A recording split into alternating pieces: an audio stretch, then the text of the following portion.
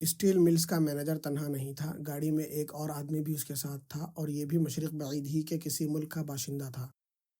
اس نے گاڑی کو چوراہے پر بائیں جانب موڑتے ہوئے پوچھا، اب کدھر جناب؟ بتا دوں گا، مینیجر بولا، ابھی تو میں یہ دیکھ رہا ہوں کہ کوئی ہمارا تعاقب تو نہیں کر رہا۔ یک بیک یہ سب کچھ کیسے ہوا میری سمجھ میں تو نہیں آتا، غیر ملکی نے کہا۔ ایک انتہائی خطرناک آدمی کے کان میں بھنک پڑ گئی، ورنہ ہمارا کام تو جانے کب سے جاری تھا، مینیجر طویل سانس لے کر بولا۔ میں نہیں سمجھا کس خطرناک آدمی کا ذکر ہے۔ کرنل فریدی۔ دراصل حماقت ان لوگوں سے سرزد ہوئی جنہیں تجربہ کرنا تھا، وہیں اسی وقت کسی نہ کسی طرح کیمرے سے فلم کا رول نکال لینا چاہیے تھا، لیکن وہ ان کی غفلت سے یہاں پہنچ گیا اور پھر اسے حاصل کرنے کے چکر میں ایسی غلطیاں سرزد ہوئیں کہ یہ سب کچھ ہو گیا۔ میرے خیال سے تو ان لوگوں پر تجربہ کرنا ہی نہ چاہیے تھا، غیر ملکی نے کہا۔ بہرحال اب پولیس ہم سبوں کی نگرانی شروع کر دے گی۔ اس کی فکر نہ کرو، ہمارے خلاف کوئی ثبوت فراہم کر لینا آسان نہ ہوگا۔ میں نے تو صاف کہہ دیا تھا کہ وہ دونوں اسٹیل ملز کے کارکن ضرور تھے، لیکن باہر وہ کیا کرتے تھے اس کی ذمہ داری ہم پر نہیں۔ لڑکی تو کچھ نہیں جانتی تھی۔ میں یقین کے ساتھ نہیں کہہ سکتا، مینیجر نے پرتفکر لہجے میں کہا۔ دراصل میں موقع کی تلاش میں تھا کہ کسی طرح بے ہوش لڑکی کو انجیکشن دے دوں، لیکن نرس ہٹی تو کرنل فریدی کا اسسٹنٹ پہنچ گیا۔ انجیکشن تو لگنا ہی چاہیے تھا جناب، ورنہ… او ختم کرو، دیکھا جائے گا۔ جو بیان بھی وہ دے گی صرف اس کے بھائیوں ہی کی ذات تک محدود رہے گا، اس کا اثر دوسروں پر نہیں پڑ سکتا۔ آپ مجھ سے بہتر سمجھ سکتے ہیں۔ ہاں، اب ڈربی ہاؤس کی طرف چلو۔ ہمارا تعاقب نہیں کیا گیا۔ میں اس کا مشورہ نہیں دوں گا۔ کیا مطلب؟ فرانسیسی والگو کیوں مارا گیا؟ اوہ، محض اس لیے جناب کہ وہ ڈربی ہاؤس تک پولیس کی رہنمائی کر سکتا تھا۔ شاید تم ٹھیک کہہ رہے ہو، مینیجر رومال سے پیشانی کا پسینہ خشک کرتا ہوا بولا۔ ڈربی ہاؤس سے فون ہی پر رابطہ رکھنا مناسب ہوگا۔ شکریہ اوزاکا، تم نے بڑے کام کی بات سجھائی۔ اوہ میرے خدا، ڈربی ہاؤس کے بارے میں اب صرف ہم دونوں ہی جانتے ہیں، اس لیے ہمیں پولیس اور ڈربی ہاؤس دونوں سے دور رہنا چاہیے، اوزاکا نے کہا۔ وہ دونوں بھی جانتے تھے، مینیجر بھرائی ہوئی آواز میں بولا۔ آخر آپ ڈربی ہاؤس کس لیے جانا چاہتے تھے؟ یہی اطلاع دینے کہ لڑکی کو انجیکشن نہیں دیا جا سکا، یعنی خود ہی اپنے گلے میں پھانسی کا پھندا ڈالنے جا رہے تھے۔ خدا کی پناہ، میری عقل کو کیا ہو گیا! لہٰذا فون پر بھی آپ وہاں یہی اطلاع دیں گے کہ آپ لڑکی کو انجیکشن دینے میں کامیاب ہو گئے ہیں۔ اوزاکا، تم نے مجھے مرنے سے بچا لیا ہے، گاڑی واپس موڑ دو۔ لیکن ہم بدستور خطرے میں ہیں جناب، آخر پولیس نے اتنی جلدی کیسے پتہ لگا لیا کہ وہ دونوں اسٹیل ملز میں کام کرتے تھے؟ آخر ان کی سوشل زندگی بھی تو تھی، سوسائٹی سے کٹ کر تو نہیں رہا جا سکتا، مینیجر نے کہا۔ اور یہی بہت برا تھا، ہم جیسے لوگوں کو اپنے ہی حلقے میں محدود رہنا چاہیے۔ تم نے کہا ہے کہ ڈربی ہاؤس غلط اطلاع پہنچائی جائے، لیکن یہ بات ان لوگوں سے چھپی نہ رہ سکے گی کہ لڑکی کو انجیکشن نہیں دیا جا سکا۔ آپ ٹھیک کہہ رہے ہیں، اس کے لیے بھی کچھ نہ کچھ سوچنا پڑے گا۔ کیوں نہ اس سلسلے میں خاموشی اختیار کی جائے؟ یہ مناسب نہ ہوگا، ویسے ضروری نہیں کہ انجیکشن ہر ایک کے سسٹم پر یکساں طور پر اثر انداز ہو۔ یہ بھی درست ہے۔ گاڑی واپسی کے لیے مڑ چکی تھی، دفعتاً مینیجر نے کہا، اس کی کیا ضمانت ہے کہ فریدی ہماری نگرانی نہیں کرائے گا؟ اس کے بارے میں کیا کہا جا سکتا ہے؟ جہاں انہیں یہ معلوم ہوا کہ پولیس نے ہماری طرف خصوصی توجہ دی ہے، وہ ہمیں بھی زندہ نہیں چھوڑیں گے، مینیجر نے کہا، اور اس طرح ہانپنے لگا جیسے ذرا دیر پہلے دوڑ لگاتا رہا ہو۔ کیا تم ایسی موت مرنا پسند کرو گے اوزاکا؟ سوال ہی نہیں پیدا ہوتا۔ تو پھر کچھ کرو۔ پہلے یہ دیکھنا ہوگا کہ پولیس ہماری طرف خصوصی توجہ دیتی بھی ہے یا نہیں۔ اس کا انتظار فضول ہے جناب، اس سے پہلے ہی کچھ کرنا چاہیے، اوزاکا نے کہا۔ کیا کریں؟ میرے ساتھ چلیے، میں کوئی تدبیر کروں گا۔ اوزاکا نے گاڑی ایک گلی میں موڑ دی اور مینیجر سے بولا، اب یہ دیکھنے کی کوشش کیجیے کہ کوئی تعاقب تو نہیں کر رہا۔ تم بہت عقل مند ہو اوزاکا، گلیوں ہی میں معلوم ہو سکے گا کہ واقعی تعاقب تو نہیں کیا جا رہا۔ اوزاکا کچھ نہ بولا، گاڑی مختلف گلیوں سے گزرتی ہوئی پھر شارع عام پر نکل آئی۔ مینیجر بولا، نہیں، ہمارا تعاقب نہیں کیا گیا، بس یہی وقت ہے کہ ہم کوئی قدم اٹھائے، اوزاکا نے کہا۔ میری سمجھ میں تو نہیں آتا۔ کسی طرح فریدی کو مطلع کر دیا جائے کہ لڑکی کو اب کسی سے بھی نہ ملنے دیا جائے، ورنہ وہ مار ڈالی جائے گی، اوزاکا نے کہا۔ اس سے کیا ہوگا؟ بتاتا ہوں، پہلے اسے اپنے اعتماد میں لینے کی کوشش کیجیے۔ لیکن یہ تو غداری ہوگی، اوزاکا جملہ پورا کر کے ہنس پڑا۔ یقیناً، اور میں اس حد تک نہیں جا سکتا۔ پھر سوچ لیجیے، ڈربی ہاؤس تک غلط اطلاع پہنچانے سے قبل اس کا تصفیہ ہو جانا چاہیے۔ اوزاکا، اس کا کھلا ہوا مطلب یہ ہوگا کہ ہم پولیس سے مل جائیں، صرف اپنی جانیں بچانے کی حد تک۔ تم کس خیال میں ہو؟ بات لڑکی ہی پر ختم نہیں ہو جائے گی، اس صورت میں ہمیں پولیس کو سب کچھ بتا دینا پڑے گا۔ میں آپ سے متفق ہوں، اوزاکا نے ڈھیلے ڈھالے لہجے میں کہا۔ میری دانست میں یہی بہتر ہوگا کہ ڈربی ہاؤس سے فون پر رابطہ قائم کر کے کہہ دیا جائے کہ لڑکی کے سلسلے میں کام ہو گیا ہے۔ ابھی اور سوچنا پڑے گا، اوزاکا نے فکر مندی کے اظہار کے ساتھ کہا۔ ہم جا کہاں رہے ہیں؟ مینیجر نے پوچھا۔ ابھی تو کہیں بھی نہیں، میں کچھ پینا چاہتا ہوں۔ تب پھر میرے گھر چلیے، آج کل کسی ہوٹل میں بیٹھنا مناسب نہیں۔ ٹھیک ہے چلو، وہیں کچھ سوچیں گے بھی۔ اوزاکا شہر سے باہر ایک چھوٹے سے لیکن خوبصورت بنگلے میں رہتا تھا جس کے گرد دور تک کھیتوں اور باغات کے سلسلے پھیلے ہوئے تھے۔ اس ویرانے میں وہ تنہا رہتا تھا۔ اندر پہنچ کر اس نے بڑے ادب سے مینیجر کو کرسی پیش کی۔ مجھے نہیں معلوم تھا کہ تم یہاں رہتے ہو، مینیجر نے حیرت سے کہا۔ تنہائی پسند آدمی ہو، ویرانے ہی میں دل لگتا ہے، لیکن آخر یہاں اس عمارت کا کیا جواز ہے؟ دراصل یہ بنگلہ ایک زرعی فارم سے متعلق ہے جس کے مالک سے میری دوستی ہے۔ ویسے بہت پرفضا جگہ ہے۔ اوزاکا نے ایک الماری سے بوتل اور 2 گلاس نکالے اور انہیں میز پر رکھتا ہوا بولا۔ ایک بات سمجھ میں آئی، پہلے 2 گھونٹ ہو جائیں پھر کوئی بات سنوں گا، مینیجر مسکرا کر بولا۔ جیسی آپ کی مرضی، کہہ کر وہ گلاس میں شراب انڈیلنے لگا۔ کچھ دیر خاموشی سے پیتے رہنے کے بعد مینیجر بولا، میں تو یہ کہتا ہوں کہ انہیں سچی بات سے ہی آگاہ کر دیا جائے، یعنی کہ آپ انجیکشن دینے میں کامیاب نہیں ہوئے۔ بالکل، وہ کوئی دوسرا انتظام کریں گے۔ ضروری تو نہیں ہے کہ ہر معاملے میں ہم کامیاب ہی ہوں۔ آپ کو موقع مل بھی جاتا تو آپ اسے انجیکشن نہ دے سکتے۔ کیوں؟ اس وقت انجیکشن کا سامان آپ کے جیب میں تھا ہی نہیں جب آپ اسپتال میں گئے ہوئے تھے۔ یہ کیسے ممکن ہے؟ مینیجر اپنی جیبیں ٹٹولتا ہوا بولا، پھر یکلخت کھڑا ہو کر اسے گھورنے لگا۔ بیٹھ جائیے، اوزاکا نے بےحد نرم لہجے میں کہا۔ اور انڈیلوں؟ انجیکشن کا سامان کیا ہوا؟ مینیجر نے اسے بدستور گھورتے ہوئے سخت لہجے میں کہا۔ میں نے آپ کی جیب سے نکال لیا تھا۔ تمہیں اس کی جرات کیسی ہوئی؟ اس لیے کہ میں فیمی کا پاگل پن برداشت نہیں کر سکتا، وہ میری زندگی ہے۔ اسی لیے مجھے بہکانے کی کوشش کر رہے تھے۔ کیا آپ کو اس معصوم لڑکی پر رحم نہیں آتا؟ اوزاکا، تم غداری کے مرتکب ہوئے ہو۔ دفعتاً اوزاکا نے ریوالور نکال لیا اور اس کا رخ مینیجر کی طرف کرتا ہوا، قتل کا مرتکب بھی ہو سکتا ہوں۔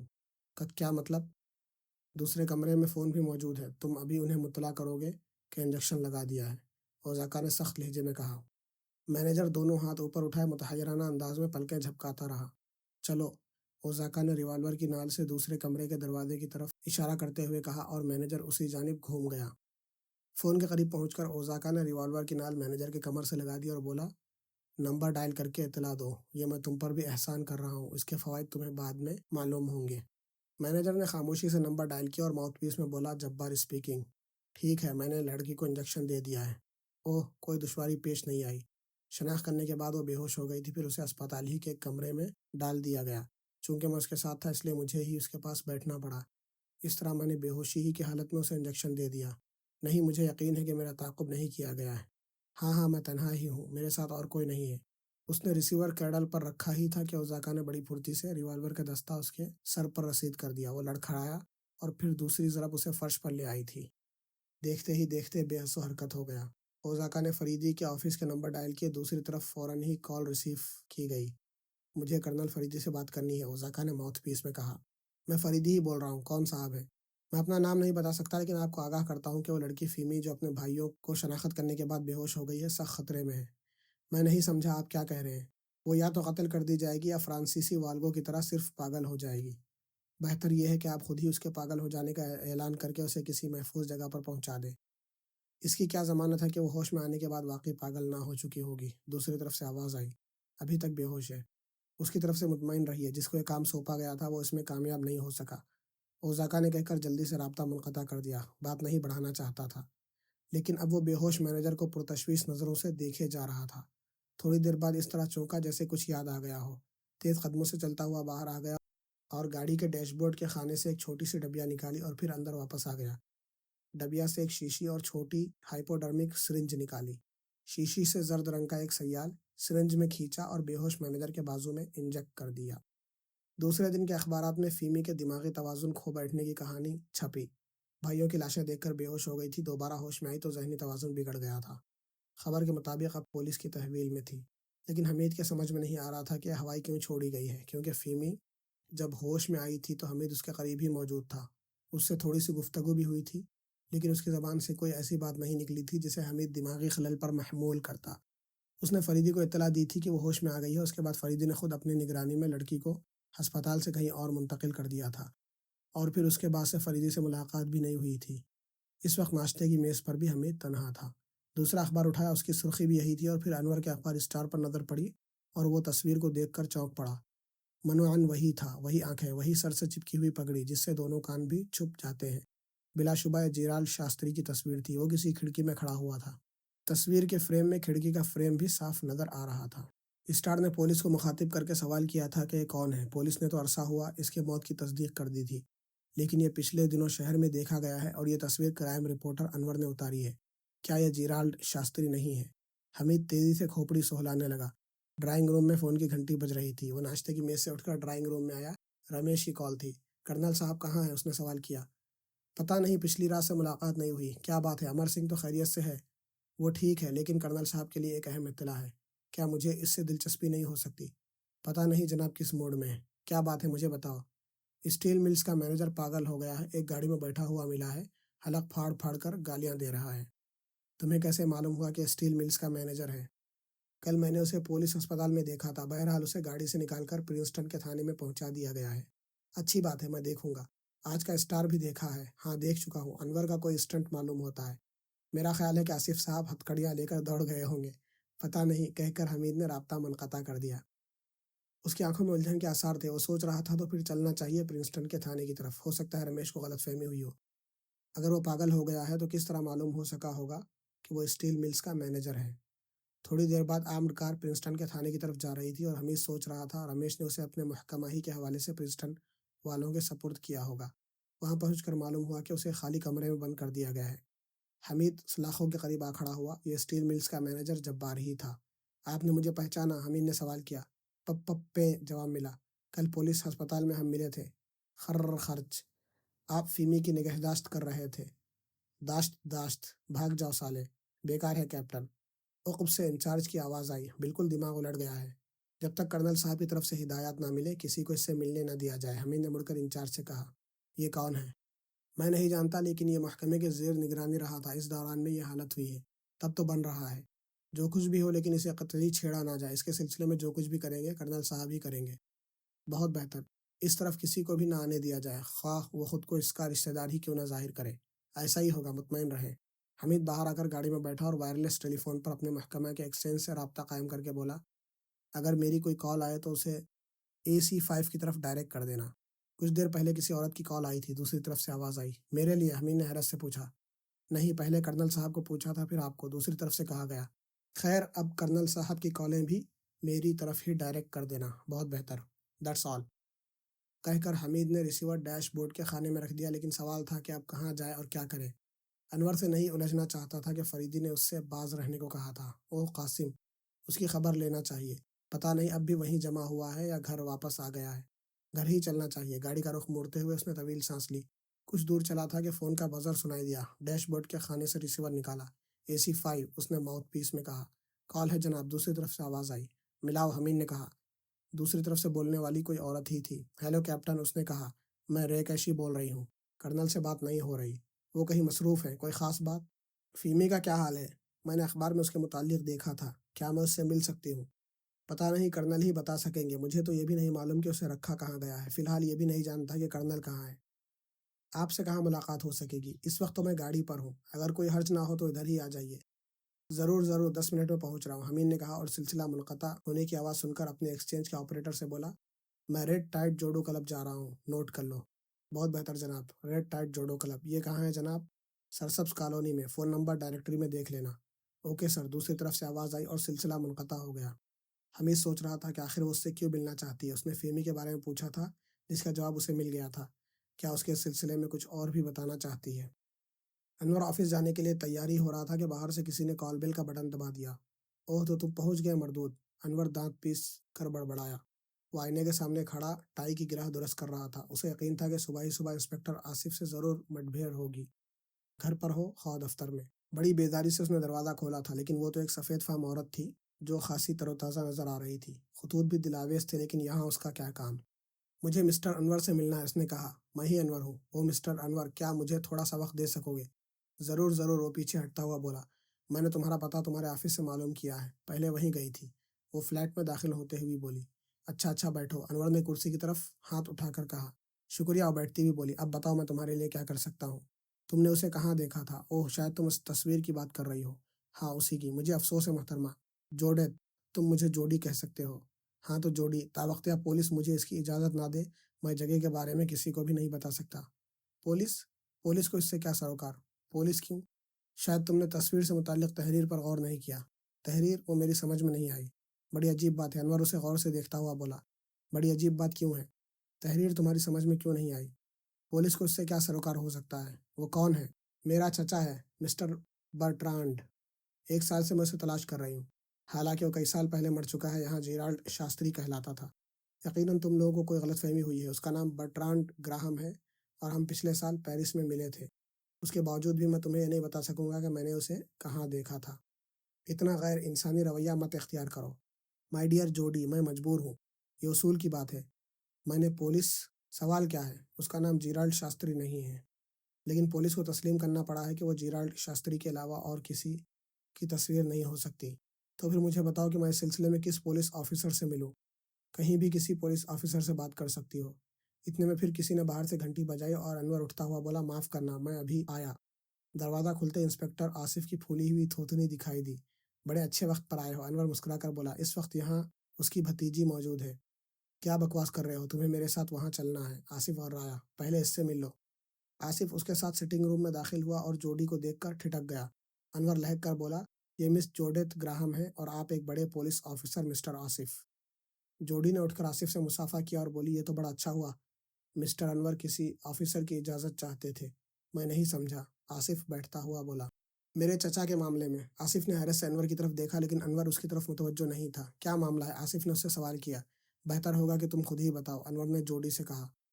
وہ تصویر جو مسٹر انور نے اپنے اخبار میں چھاپی ہے، میرے چچا برٹرانڈ گراہم کی ہے۔ اوہ! آصف ہونٹ سکیڑ کر رہ گیا۔